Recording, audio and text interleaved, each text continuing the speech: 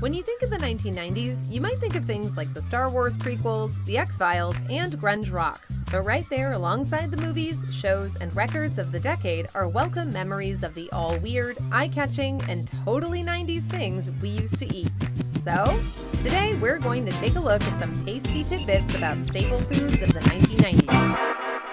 Okay, someone cue up Jerry Springer because this 90s lunch is served.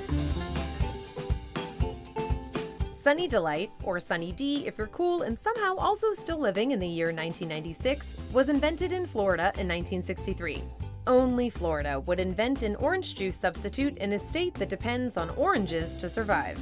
But it didn't really take off until the 1990s, where popular commercials highlighted Sunny D's superiority to inferior drinks like Purple Stuff. Oh yeah, Purple Stuff, Sunny Delight. This was especially true in the United Kingdom, where the drink became the 12th best-selling grocery product pretty much overnight. Sunny Delight was originally promoted as a healthy fruit drink that was like orange juice, if you mixed it with a few other drinks and watered it down with room-temperature ice cubes. But while it may have looked like orange juice, consumers would later discover it was closer to a soft drink.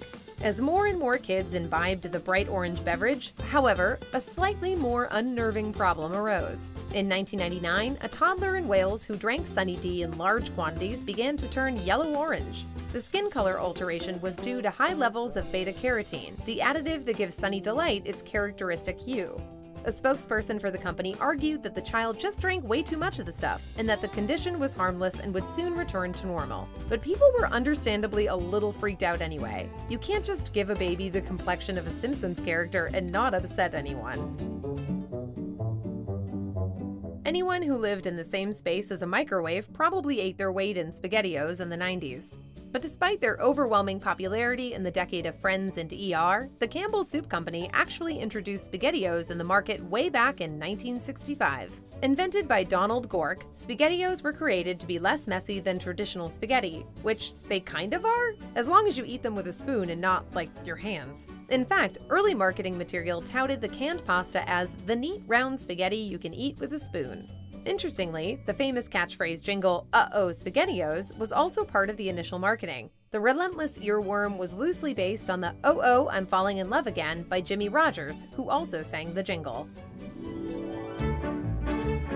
Bologna, which is not spelled anything close to how it's pronounced because the world is a cruel place, was a lunchtime staple for every kid who ever ate lunch out of a paper bag with their name written on it. But the mystery meat actually traces its origins back to Italy, where it is intricately linked to the traditional Italian sausage called mortadella. Mortadella originated in Bologna, Italy, and its ingredients aren't a mystery. It's made of pork. Like many other types of cured meats, it was popular by the Middle Ages, and during the 17th century, counterfeit versions appeared. As a result, making mortadella was officially tasked to a guild associated with the meat, and they were super serious about it. Anyone else that tried to make mortadella could reportedly be issued a fine or even stretched on the rack, presumably right next to a nice strip of mortadella. Bologna is similar to mortadella, but it's made of chicken, pork, beef, or other animal products. According to some, Italian immigrants brought bologna to the US, while others claim it has German influences. But that may be due to the popularization of the lunch meat by Oscar Mayer, who had that catchy jingle about their bologna having a first and second name. My bologna has a first name, it's O-S-C-A-R. Oscar Mayer, who was a real guy, arrived in the US with his German family when he was a teenager. Alongside his brother, he sold bologna at a meat shop in Chicago during the early 20th century. Because bologna was more affordable than other cured meat, it was especially popular during the Great Depression. Thanks to the invention of sliced bread in 1928, a bologna sandwich became a convenient and cheap way to eat. So, it was literally the greatest sliced meat since the invention of sliced bread. People in the 1990s loved Hamburger Helper. It provided an easy way for latchkey kids and brutally hungover adults to make a complete meal using only an inexpensive box of noodles and seasoning, and a pound of fresh to gently spoiled meat. But it actually came from an effort to combat rising meat prices and a general lack of supplies during the 1970s. Companies like Betty Crocker looked to make a buck helping people stretch their meat supply. Figuratively, but maybe also literally? Rationing was a weird time. This new aim towards thriftiness led to several new products. Of course, when it comes to making meat last longer, the options are pretty limited. You can either freeze it or, bury it in a time capsule, maybe. The only other thing you can do is make meat-centric dishes that use as little meat as possible. Not enough to fill any bellies, but just enough to make everyone vaguely sad.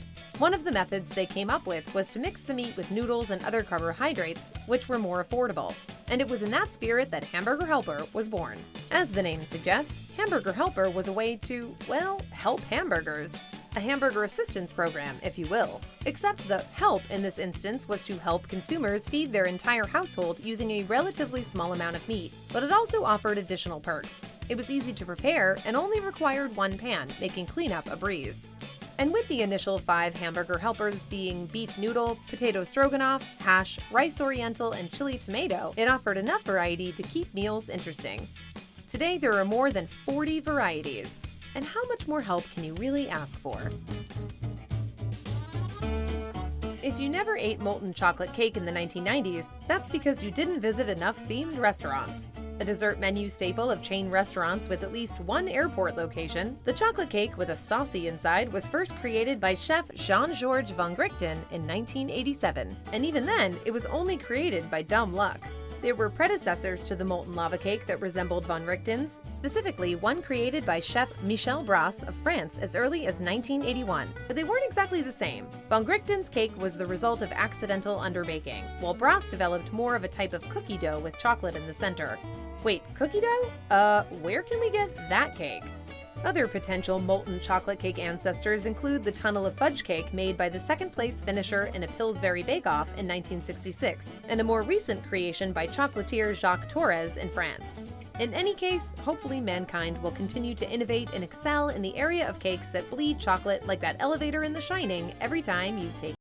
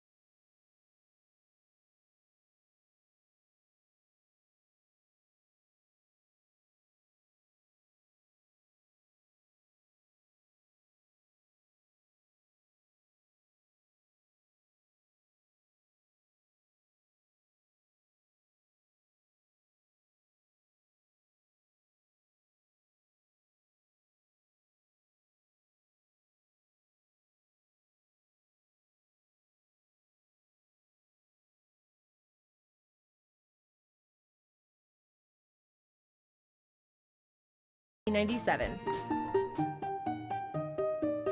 Salisbury steak is typically associated with 1990s cafeteria lunches and 1950s TV dinners, and no other period in between. It is a temporal anomaly of budget meal preparation. One taste of its signature mushroom and onion sauce will instantly transport you back to middle school during the Clinton administration. But Salisbury steak originated as a way of curing digestive issues during the 19th century, an exciting time in which gravy-soaked meat could still be considered medicine. Dr. James Salisbury was an American physician who was after a cure for chronic diarrhea. The cure wasn't for himself, though. It was for the troops fighting the Civil War, which gives the Battle of Bull Run an entirely new meaning.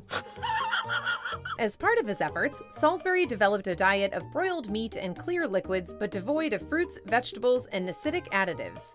He found the diet reduced bloating and diarrhea in test subjects, and again later when he distributed it amongst members of the military. Salisbury didn't serve his ground beef plain, but rather covered in butter, salt, pepper, and gravy. After all, the man was a doctor. He even published a book on his diet and attracted some fairly dedicated followers, sort of like a 19th century Dr. Atkins.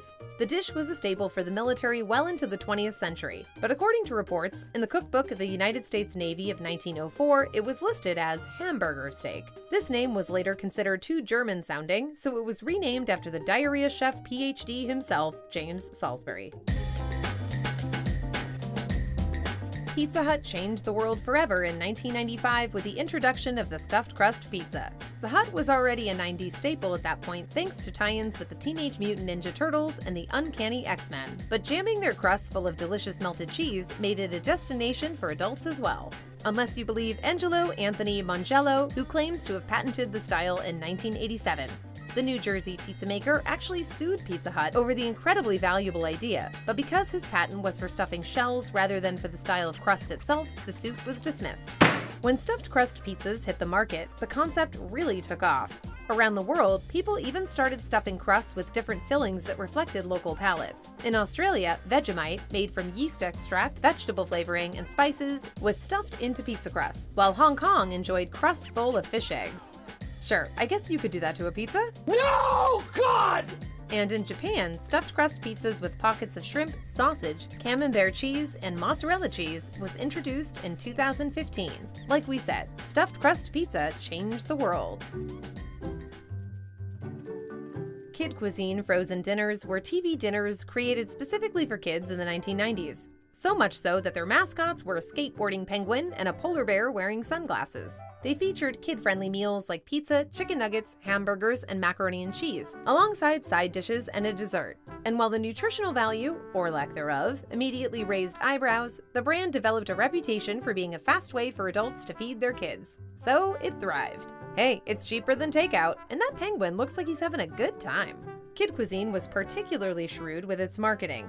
It didn't just appeal to parents' wallets. It aimed to lure kids in as well by participating in cross-promotions with popular kids' movies, like Oliver and Company, The Jungle Book, and The Swan Princess. Their commercials were also heavily geared towards children, as the company embraced what is known as the pester factor. That's essentially the likelihood that a kid will annoy their parents to death if the kids don't buy them whatever cool thing they saw in a commercial.